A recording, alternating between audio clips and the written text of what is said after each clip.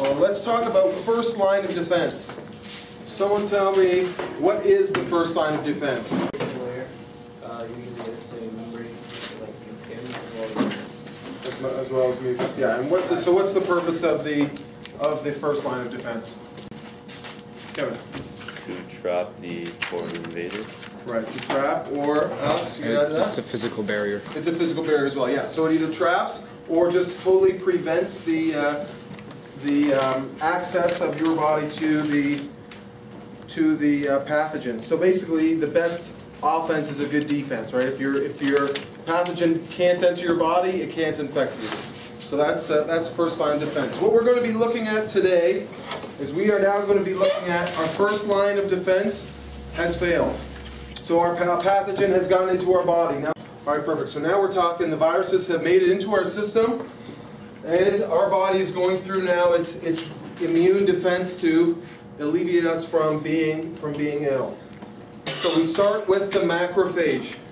So the macrophage is a white blood cell that is non-specific. And what I mean by non-specific is it's always scanning. It's in your blood and it's in your tissues, and it's always scanning for all foreign invaders. All right. So it's scanning. This here, can anyone tell me from the chaos cell yesterday, do you remember what this receptor is?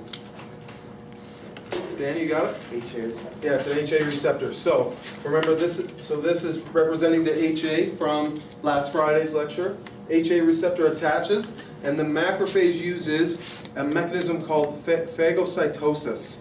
Right. So phagocytosis is a way that it brings the virus into its cell on purpose. When the macrophage uses the lysosome, what it does is it fuses the endosome and the lysosome together. So instead of just breaking apart the outside and releasing the viral contents, it traps the virus inside, and that lysosome can act to completely break down and destroy this virus. So the macrophage phagocytosis in, right? It combines the phagosome with the lysosome, and the chemicals in the proteins in the lysosome break down that virus, totally degrade it until to the point that that virus is no longer active anymore. So once we have the virus particle in the macrophage, it's broken down. It takes, you end up with fragments. So this right here is going to be a fragment of the virus itself, and it uses the antigen presenting cell to present those they're called antigens. So APC stands for, Kevin? Antigen presenting cell. Right, antigen presenting cell, exactly. This is a form of MHC, it presents the antigen, all right? So macrophages are constantly scanning our blood, our lymph. You've talked about the lymph system before. This antigen is then,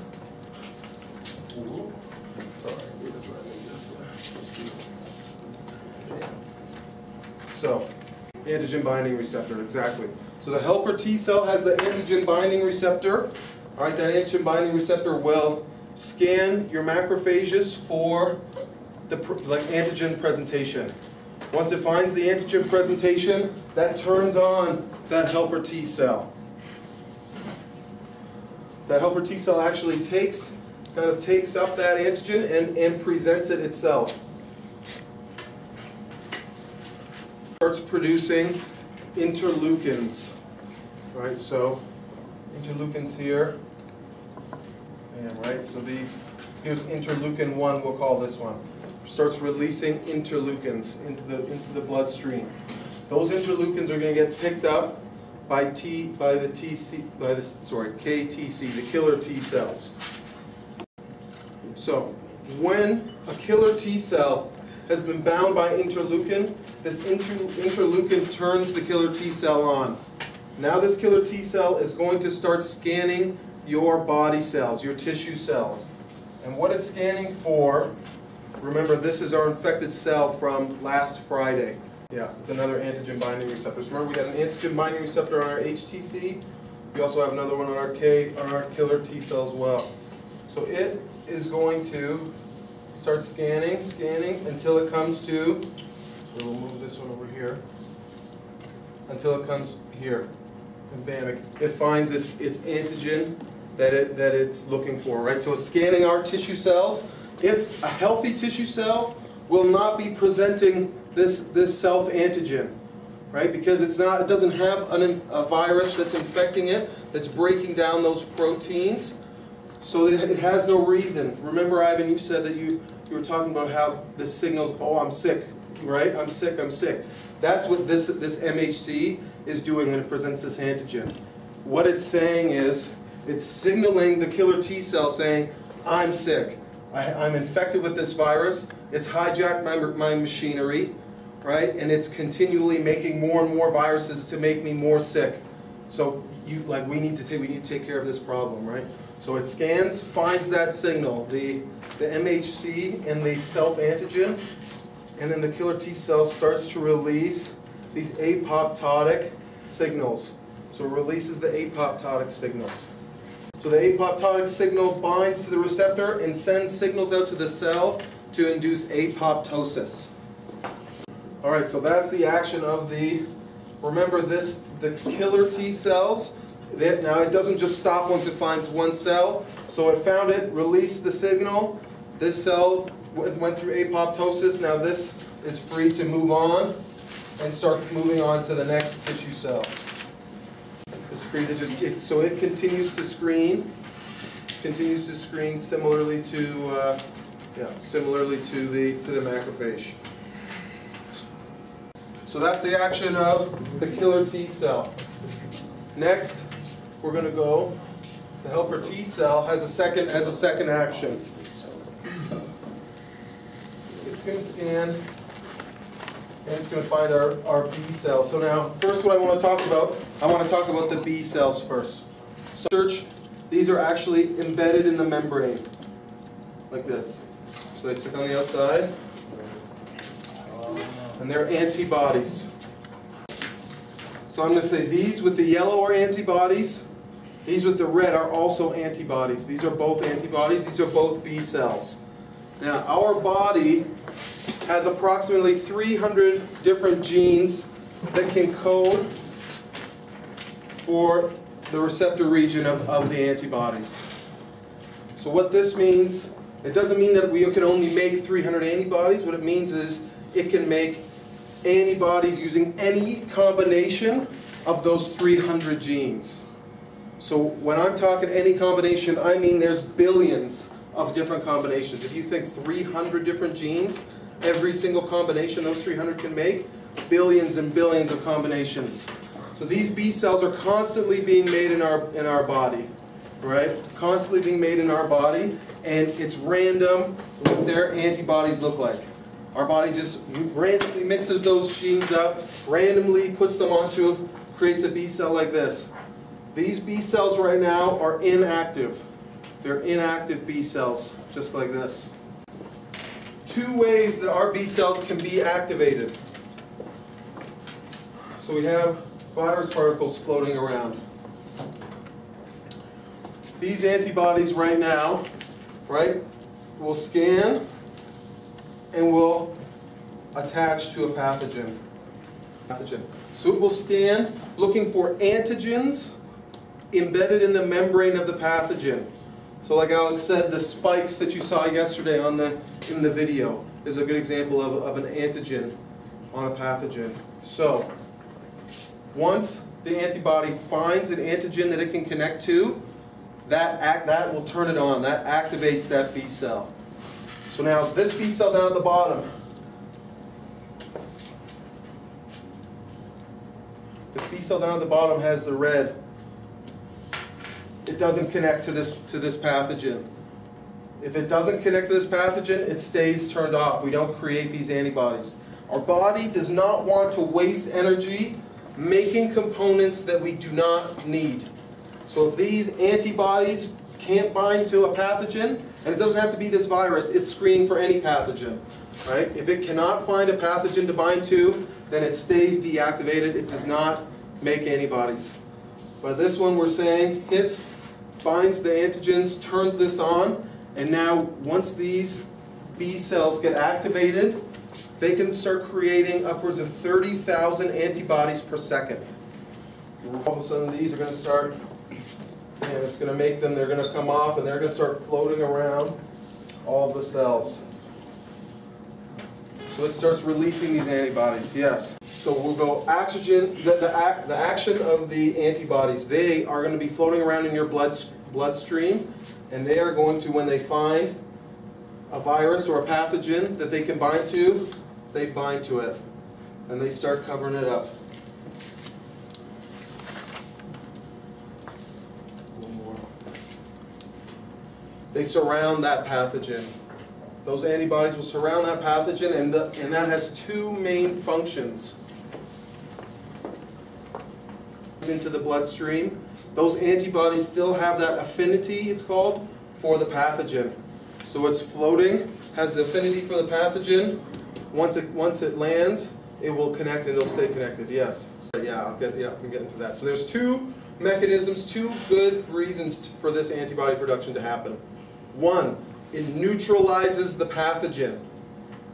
So this pathogen now is not able to enter our tissue cells. It's not able to divide. It's not able to hijack our machinery. It is now a free-floating, neutral organism.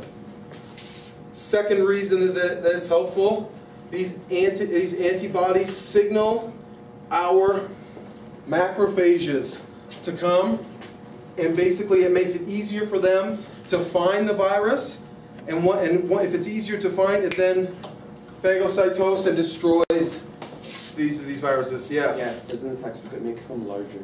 It makes these larger? Yes. Okay. Perfect, yeah. So it makes them larger target for the macrophage to find. Yeah.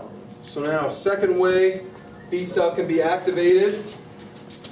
Remember, our helper T cell took the antigen from our macrophage.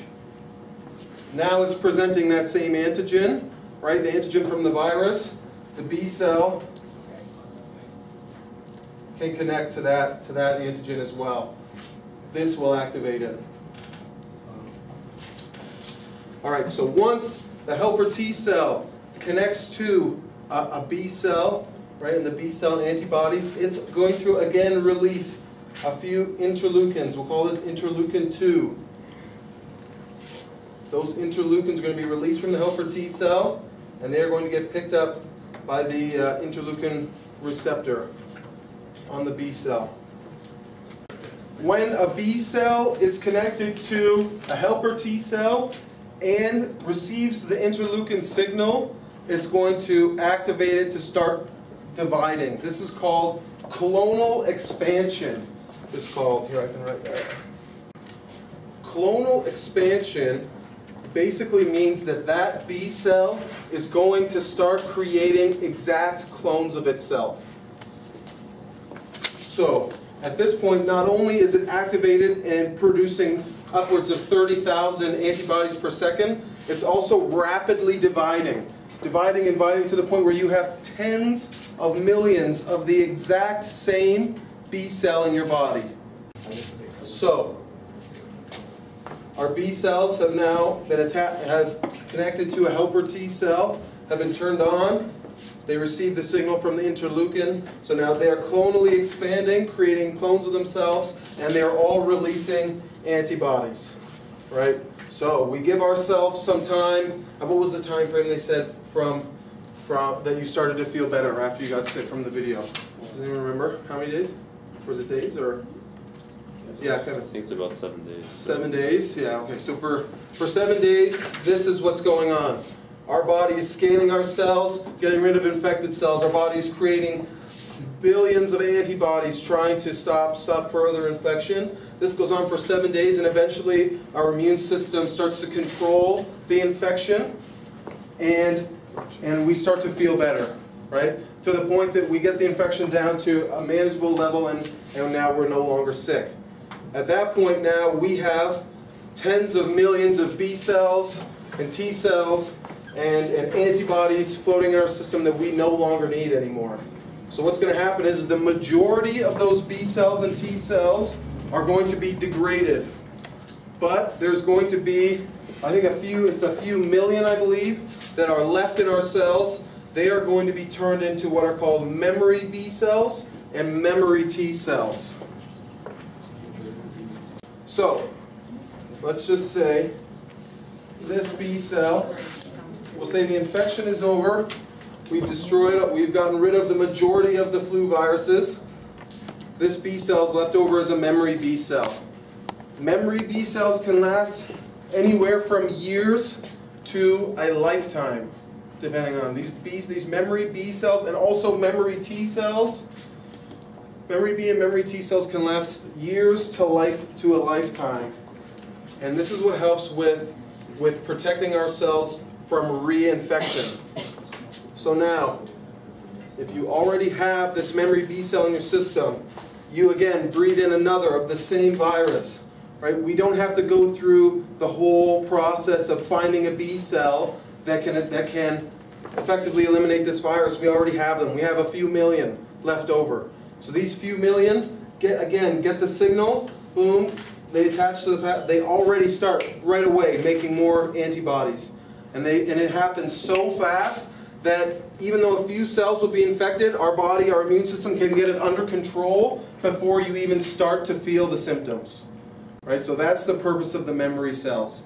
The memory cells are there so that way during reinfection they kick in super fast because they're already scanning our system still, they're already in our body with the proper antibodies already created. Right? As soon as it detects it, bam, they get turned on, they start clonal expansion again, they rapidly remove that virus and we won't feel sick. So now we're talking about cold virus, flu virus that you can catch once a year, multiple times a year. We're asking, well, if we have these antibodies, right, why do we continue to get the cold?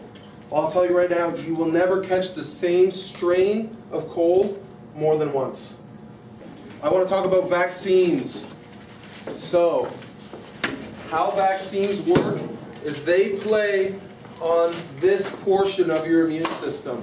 The B cells, the T cells, and the antibodies. It's the memory cells that we're trying to target when we give you a vaccine. So vaccines, when you get them, there's a few different types. So there's 3 types that I know of that I'll talk to you about. So there's one that's whole virus, but they're dead whole viruses. All right. So they have a mechanism to kill the viruses. They inject you with the dead virus particles. But remember, these dead virus particles still have antigens inside. So your body will still go through an immune response, but your cells won't be infected because the viruses are already dead. So you don't get the infection, but you will still start to build up the immune response. Your macrophages still attach to the antigens that are in the dead cells, still present those antigens to your helper T cells, still stimulate B cells, and then you get memory to whatever pathogen is inside of that vaccine. Yeah. Is that what they did with the smallpox in like the 1700s? Right. They like take the scab and put it in your blood? It's exactly what they did. Yeah, that's the earliest vaccine. Yeah, that's exactly what they did. Yeah. That's awesome. Yeah. So did everyone hear that? So for the earliest vaccine was for smallpox, and they would take the scabs from the what do you call them, pustules or whatever, of victims with smallpox, and then they would like use, it was a needle, right? And they would like prick some and then like prick the like healthy individuals, and that was exactly what they were doing. They were putting dead virus particles into healthy individuals to build up this whole memory section. And hoping. Yeah, and hoping that at that stage, when you have the memory already, you catch smallpox, but your body has the machinery capable to handle it before you get sick. 2 other types of viruses you can get. They have live viruses that have been, they call them deactivated viruses. So they've destroyed either, like let's say for example, they took a virus and they destroyed the fluase or inhibited the fluase action. So now your virus will still get into your cells, but it doesn't have the capability to reverse transcribe its viral RNA, which means it won't be able to build more cells, which renders it harmless, right? But again, because it's a live virus, macrophage still phagocytoses it, still breaks it down, presents the antigens, and we still get the rest of this response and create memory cells.